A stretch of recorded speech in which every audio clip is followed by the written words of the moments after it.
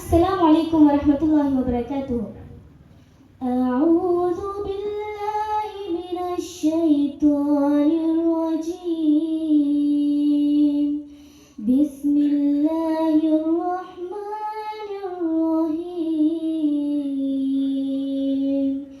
وإذ قال لقمان لابنه وهو يعظه يا بني لا تشرك بالله إن الشرك لظلم عظيم.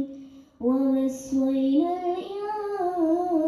الإنسان بوالديه حملته أمه وهنا على وهن وفصاله في عامين أن اشكر لي ولوالديك إلي المصير.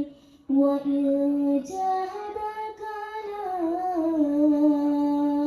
أن تشرك بي ما ليس لك علم به تطيعهما وصاحبهما في الدنيا معروفا واتبع سبيل من أناب إلي ثم إلي مرجعكم فأنبئكم بما كنتم تعملون.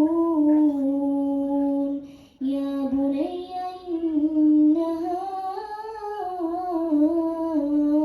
إن تك مثقال حبة من خردل فتكن في صخرة أو في السماوات أو في الأرض يأت بها الله إن الله لطيف خبير. يا بني أقم الصلاة وأمر بالمعروف وانهى عن المنكر واصبر على ما أصابك إن ذلك من عزم الأمور. ولا تصعر خدك للناس ولا تمشي في الأرض مرحا إن الله لا يحب كل مختال فخور. واقصد في مشيك واغضض من صوتك إن أنكر الأصوات لصوت الحمير. ലുക്മാൻ തന്റെ മകന് സതുപദേശം നൽകിക്കൊണ്ടിരിക്കെ ഇപ്രകാരം പറയുന്ന സന്ദർഭം: എന്റെ കുഞ്ഞുമകനെ, നീ അള്ളാഹുവിൽ പങ്കു ചേർക്കരുത്. തീർച്ചയായും അങ്ങനെ പങ്കു ചേർക്കുന്നത് വലിയ അക്രമം തന്നെയാകുന്നു. മനുഷ്യൻ അവന്റെ മാതാപിതാക്കളുടെ കാര്യത്തിൽ നാം അനുശാസനം നൽകിയിരിക്കുന്നു.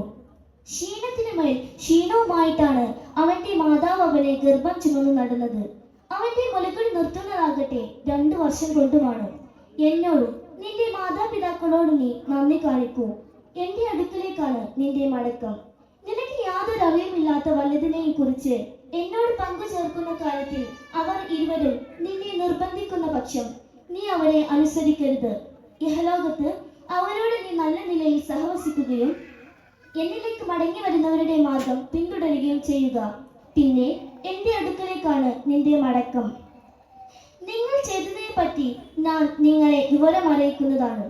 എന്റെ കുഞ്ഞുമകനെ, അതൊരു കടുകുമണിയുടെ തൂക്കമുള്ളതിനായിരുന്നാലും എന്നിട്ട് അതൊരു പാറക്കല്ലിനുള്ളിലോ ആകാശങ്ങളിലോ ഭൂമിയിലോ എവിടെ തന്നെ ആയിരുന്നാലും അള്ളാഹു അത് കൊണ്ടുവരുന്നതാണ്. തീർച്ചയായും അള്ളാഹു നയജ്ഞാനും സൂക്ഷ്മനാനുമാകുന്നു. എന്റെ കുഞ്ഞുമകനെ, നീ നിന്റെ നമസ്കാരം മുറപ്രകാരം നിർവഹിക്കുകയും സദാചാരത്തിൽ നിന്ന് കൽപ്പിക്കുകയും ദുരാചാരം വിലക്കുകയും നിനക്ക് ബാധിച്ച വിഷമങ്ങളെ ക്ഷമിക്കുകയും ചെയ്യുക. തീർച്ചയായും ഖണ്ഡിതമായി നിർദ്ദേശിക്കപ്പെട്ടതിൽ പെട്ടതത്രേ അത്.